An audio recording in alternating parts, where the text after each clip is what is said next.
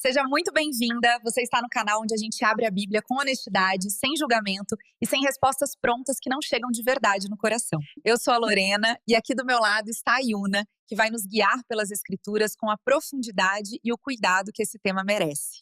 Hoje a gente vai falar de algo que muita gente sente, mas que dentro da igreja ainda carrega um peso difícil: a ansiedade. E antes de a gente entrar no conteúdo, eu quero te fazer 3 perguntas. São perguntas curtas, mas talvez uma delas já tenha passado pela sua cabeça hoje de manhã.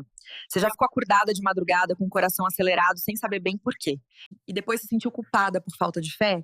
Você já ouviu alguém da igreja te dizer que é só orar mais e que a ansiedade vai embora e isso te deixou mais sozinha ainda? Você já se perguntou se é possível amar a Deus com tudo que você tem e ainda assim ter um ataque de pânico? Olá! Eu sou a Yuna e se você chegou até aqui, talvez esteja carregando um peso que já não sabe mais como nomear. Eu quero que você saiba, antes de qualquer coisa, você não está sozinha. E o que você sente tem nome, tem contexto e tem cuidado nas escrituras. A gente vai caminhar juntas nisso hoje, com honestidade e com respeito por tudo que você está vivendo. Yuna, antes de entrar nas perguntas, eu acho que é importante a gente situar o espectador. Porque existe uma crença muito comum de que sentir ansiedade é sinal de fraqueza espiritual. Como se a fé verdadeira protegesse a pessoa de todo e qualquer temor. Isso é verdade? Não. E a Bíblia inteira vai contra essa ideia. Vamos pensar juntas por um momento. O rei Davi, o homem chamado na própria escritura de homem segundo o coração de Deus, escreveu no Salmo 22, versículo 1. Deus meu, por que me abandonaste? Por que te mantens tão longe do meu clamor? Das palavras do meu gemido. Esse salmo foi escrito num momento de colapso emocional. Davi não estava em paz. Ele estava em angústia real, profunda, sufocante. E mesmo assim ele orou. Ele não fingiu que estava bem. Pense também no profeta Elias, em 1 Reis, capítulo 19.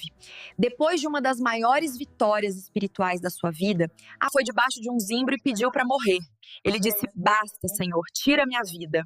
Este homem estava exausto, estava com medo, estava em colapso. E o que Deus fez? Não o repreendeu. Não disse: Elias, cadê sua fé? O texto diz que um anjo tocou nele e disse: levanta e come, porque a caminhada é longa demais para suas forças. Deus cuidou do corpo dele primeiro, trouxe comida, deixou ele dormir. Depois, e só depois, falou ao coração. Isso nos diz algo muito importante. A ansiedade não é pecado. Ela é parte da experiência humana. E o Deus da Bíblia não a ignora. Ele entra nela com a gente. Mas tem casos mais graves que depois vamos aprofundar nisso. Isso já traz tanto alívio. Saber que personagens bíblicos passaram por isso e que Deus não os abandonou nem os repreendeu por sentir. Yuna, essa é uma das passagens mais usadas em conversas sobre ansiedade e ao mesmo tempo uma das mais mal compreendidas. Filipenses 4:6 diz: não andeis ansiosos por coisa alguma. Muita gente lê isso e entende que sentir ansiedade é desobediência. O que você pensa sobre isso? Antes de responder, eu quero que a gente pense juntas em quem escreveu essa carta. Paulo escreveu Filipenses de dentro de uma prisão romana. Ele não sabia se sairia dali vivo. Ele já havia sido açoitado, naufragado, apedrejado. E foi de dentro desse contexto de sofrimento real que ele escreveu: não andeis ansiosos por coisa alguma. E isso não é um mandamento fácil, dado por alguém que nunca sofreu. É uma descoberta profunda, feita por alguém que aprendeu, no meio da dor, que a oração e a gratidão podiam ser âncoras quando tudo mais balançava. A palavra grega usada ali é merimnao, que significa uma divisão da mente. Como se o pensamento tivesse rasgado em 1000 direções ao mesmo tempo. Paulo não está dizendo: nunca sinta medo. Ele está dizendo: não deixe que esse medo vire o eixo da sua vida. Há uma diferença enorme entre sentir ansiedade e viver definido por ela. A fé não elimina o sentimento. Ela oferece um chão quando o sentimento tenta engolir tudo. Então não é uma questão de ter ou não ter o sentimento, mas de para onde você vai com ele. Antes de continuar, se esse conteúdo está chegando no seu coração, já deixa o like e se inscreve no canal. A gente publica todo episódio com muito cuidado para você. Agora vamos continuar. Yuna, essa é uma pergunta que muita gente tem medo de fazer dentro da igreja. Existe um julgamento enorme em torno de quem precisa de medicação para lidar com ansiedade ou depressão. Como a Bíblia nos orienta sobre cuidar do corpo e da mente? Essa pergunta carrega uma dor que não deveria existir, mas existe. E eu quero ser muito direta aqui. E tomar medicação não é falta de fé. Ela pode ser parte do cuidado que Deus providencia para o seu corpo. Na primeira carta a Timóteo, capítulo 5, versículo 23, Paulo diz ao jovem Timóteo: não beba só água, mas usa um pouco de vinho, por causa do teu estômago e das tuas frequentes enfermidades. Ele não disse, ora mais e o estômago vai se curar. Ele reconheceu que o corpo tem necessidades concretas. Ele não disse, ora mais e o estômago vai se curar. Ele reconheceu que o corpo tem necessidades concretas. O sistema nervoso humano é parte da criação de Deus. Quando ele entra em desequilíbrio, cuidar dele é um ato de mordomia, não de fraqueza. O mesmo Deus que criou o cérebro humano pode usar a ciência que ele permitiu que fosse descoberta para ajudar esse cérebro a funcionar melhor. Espiritualizar a negação do tratamento é colocar Deus numa caixa que ele mesmo nunca se colocou. E o que você diria para alguém que sente culpa por depender do remédio para funcionar? Diria que Jesus disse em João 4,24 que Deus é espírito, mas nunca disse que o corpo não importa. Encarnação, o próprio fato de Deus ter se tornado carne, é a maior afirmação de que o corpo humano tem valor e dignidade. Cuidar do seu corpo, incluindo sua saúde mental, é um ato de gratidão pela criação que você é. E Deus não está menos presente na sua vida por causa de um comprimido.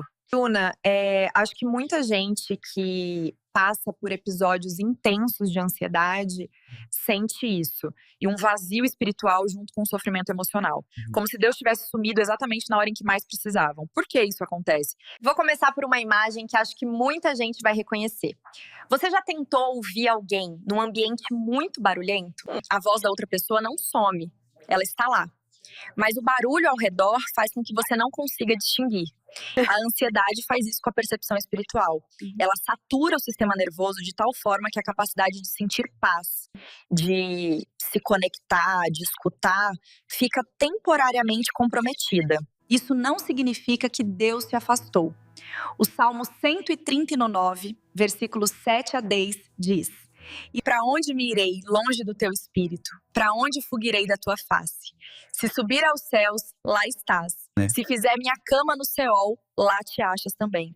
O salmista está dizendo, não existe lugar onde Deus não esteja, nem mesmo no fundo do sofrimento. Mas sentir isso quando você está em colapso é diferente de saber intelectualmente. Então, o que a pessoa faz quando o sentimento não confirma a verdade que ela conhece? Ela faz o que Davi fez. Ela ora mesmo sem sentir nada. Ela diz, como Davi disse no Salmo 22, Deus meu, por que me abandonaste? Ele estava gritando para alguém que parecia ter sumido. E mesmo assim continuou orando. A fé não é a ausência de dúvida ou a ausência de sentimento. Fé é continuar voltando para Deus, mesmo quando o silêncio parece uma resposta. E muitas vezes, só depois que o episódio passa, a pessoa consegue olhar para trás e ver que Deus estava presente o tempo todo. E, se necessário, busca ajuda terapêutica ou psicológica. Eu quero te apresentar algo que eu acredito de coração que pode te ajudar de forma muito concreta. A gente tem um material chamado Devocional de 30 Dias da Mulher Virtuosa, em PDF, com áudio guiado. E se você está passando por uma fase de ansiedade, de incerteza, de esgotamento, esse devocional foi pensado exatamente para você. São 30 dias de mergulho nas escrituras, com reflexões que não são superficiais, com áudio guiado para os momentos em que você está tão cansada que nem consegue ler. O link está na descrição do vídeo. Você pode adquirir agora e já começar hoje à noite. Não deixa para depois. Amadas, nosso devocional tem um valor simbólico de apenas R$15. Amanhã às 18 horas sai o episódio 2 aqui no canal. E leva com você essa certeza. O que você está sentindo tem acolhimento nas escrituras. A gente vai aprofundar ainda mais agora.